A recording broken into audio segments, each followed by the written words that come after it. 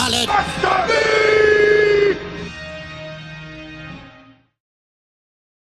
I know there's gotta be something going on. So, here are my thoughts on the pilot. First of all, can we talk about the direction of that episode? It's absolutely amazing. From the beginning bit where you had the montage with the doctor at the university, Bill with her life, and the way it was intercut and then sort of came together at the scene where she was in the doctor's study and they talked about why she attended his lectures. It was something completely new that I hadn't seen before in the episode. I mean, we've seen hints of that kind of direction before, but nothing as full on as this, and it was brilliantly achieved. The scene in the TARDIS, I did not think we could have at this point something that felt new in terms of a companion reaction. But the claustrophobic shot that sort of implied the inside of the box, that made you feel like you were just inside a box, and then to come out and reveal the magnificence, the hugeness of the interior, and doing that by having the lights off and then sort of come on.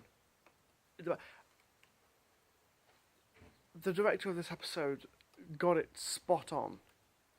It made I think the whole thing with the pilot, it felt fresh. It felt like a breath of fresh air for the show. It's what everybody's saying, and I'm going to say it now. It's a complete breath of fresh air. It felt new. It felt exciting. It felt promising. It felt promising to me. Bill herself,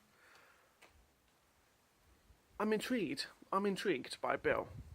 I like her a lot. There are moments where she's not quite gelling with me at the minute, in terms of, not the questions she asks. She comes across as a bit slow sometimes, or maybe I think that's just because they're coming with a companion that hasn't got any background with alien invasions, hasn't met the Doctor before, so it's kind of like having a Rose, or I'd say Rose is probably my closest comparison to Bill, not in terms of personality, but in terms of the way they're experiencing this world for the very first time. And the pilot, I think, has more than a few similarities with Rose in terms of its story structure, the way they focused on the companion more than they did the villain or the story. Much like the Autons, I felt that the villain was more of a subplot this episode than anything else, and that's not to its detriment. That's to its credit, I think, because there were many more villains to come in the episodes ahead, and I look forward to each and every one of them. Nardole. I'm beginning to like Nardole a lot. I know quite a few people I read online on the forums, they're saying he's still a comic relief character that's on the side, he's not necessary.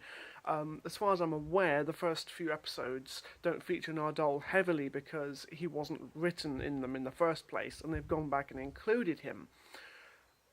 Stephen Moffat has said that Nardole may have a sinister background, and he's not exactly the comic bumbling character we first assume him to be. So this is all very intriguing for me. I can't wait to see how they develop that over the series.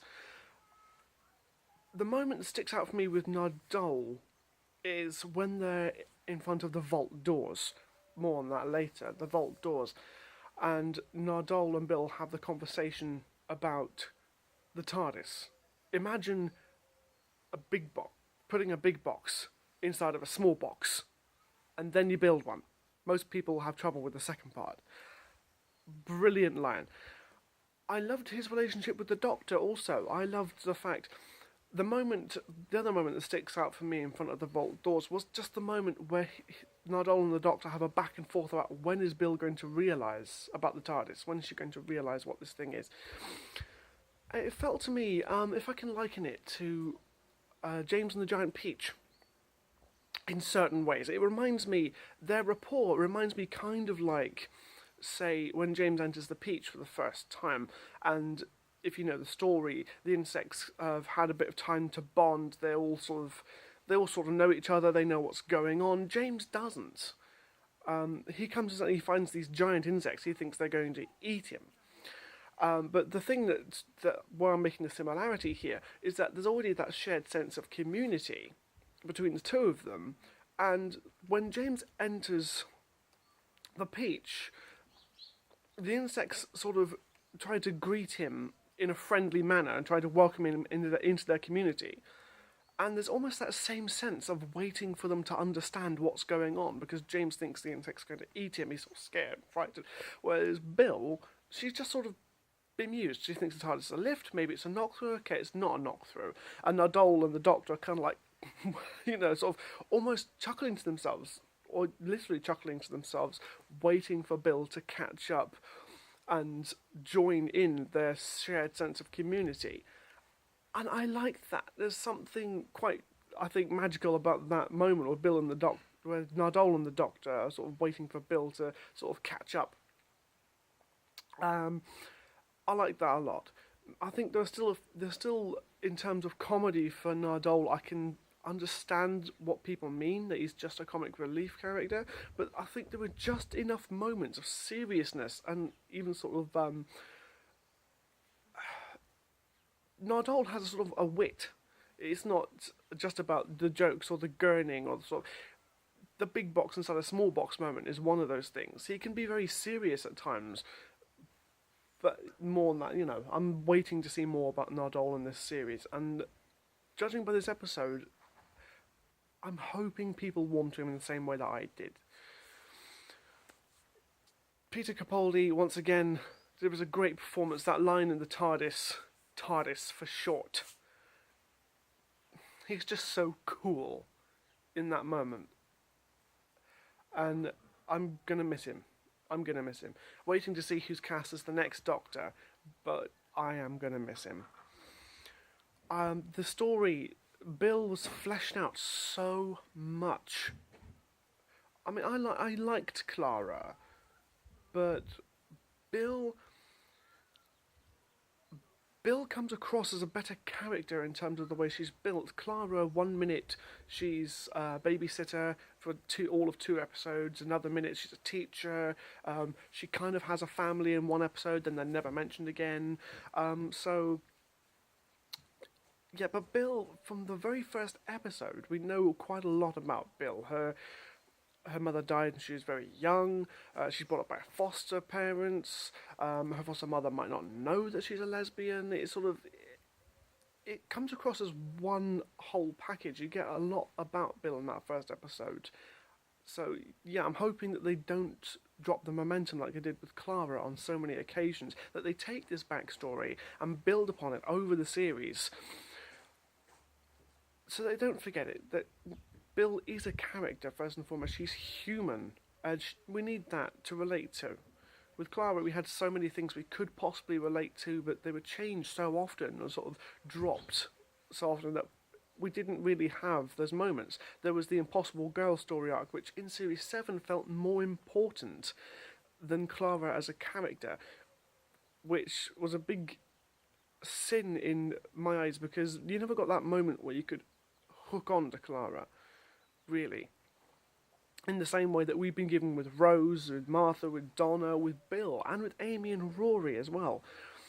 So here's looking at the future for Bill, hoping that even if she is just a one-series companion, that we can get on her level, and that hopefully will open up the series to so many more people. So yeah, overall the episode, it was quite dark at times, but in a good way. The direction, as I mentioned before, the lighting, that scene where Heather is at the university at night time, outside the university, and they have that first kind of meeting, if you will, after she's been taken by the alien shape-shifting spaceship, or whatever the puddle was. I'm sure the Doctor explained it was a shape-shifting part of an alien spaceship, but correct me if I'm wrong. The shot, the way it was shot, it was like a horror film almost. And I really appreciated that. I mean, when Doctor Who's trying to scare you, or trying to give you chills, it really helps when they shoot it like that.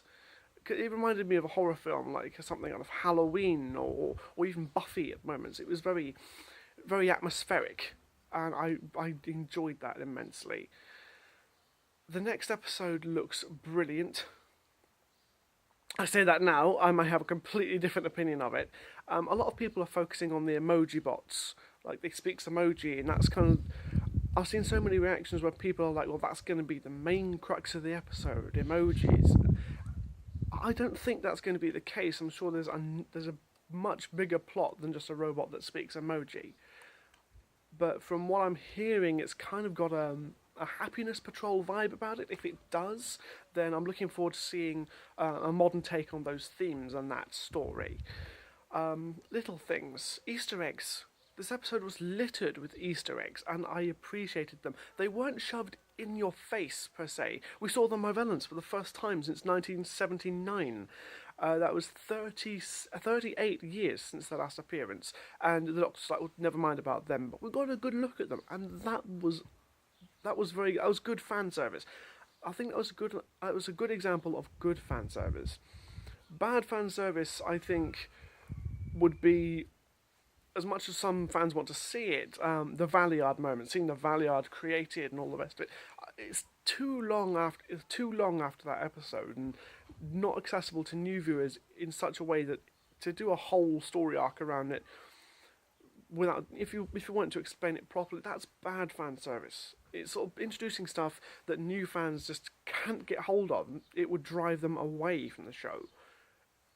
The last thing any of us want to see is fan service that causes the show's demise again. But in this one, you saw the Movellans, and it was like, never mind about them. It's not about them. That was the most in your face part of this episode. The picture of River and the picture of Susan, they were just there. The camera showed them, and the Doctor didn't really say much about them at all. Didn't explain who they were. Didn't put it in your face. I love the little moment at the end where he told them to shut up. Love that moment. The moment where the Doctor tries to erase Bill's memory is slightly dark.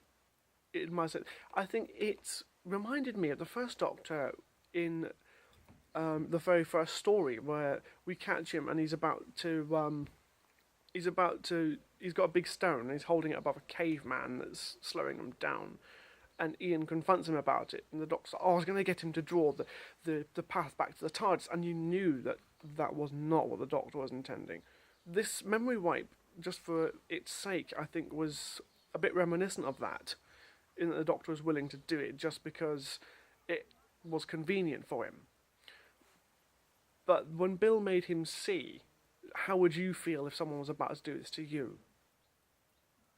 I'm hoping that's a moment of character progression for Capaldi's Doctor. Series 9, he was so much nicer than Series 8, and I think that helped him a lot, but it looks like they scaled it back slightly, and as Moffat said before the series began, it wasn't just waffle, it was just, we're going to have a bit of both this time. So yeah, that was a really good character moment as well. So Moffat seems to be getting better at character moments.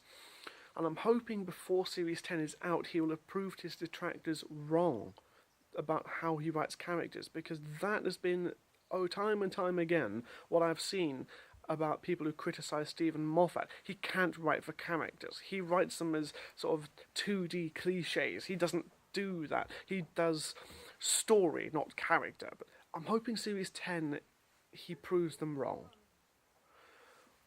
So in summary, I think the pilot was a breath of fresh air for the show. It felt like the series beginning anew, the new series beginning all over again, as you got with Series 2, with Series 3, with Series 4 to an extent, Series 5 definitely. I think that's what the show needed right now. In terms of direction, in terms of character, it felt so much newer than before. The tone feels new because we have a new companion with a whole new personality. I'm liking Nardole a lot more now than I did in his first two initial appearances, and I'm hoping that he really builds into something interesting. And judging by the hints we've had so far, that may be exactly what happens.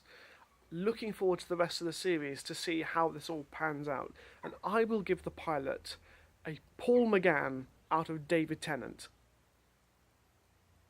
Eventually, we will have to get together. gotta be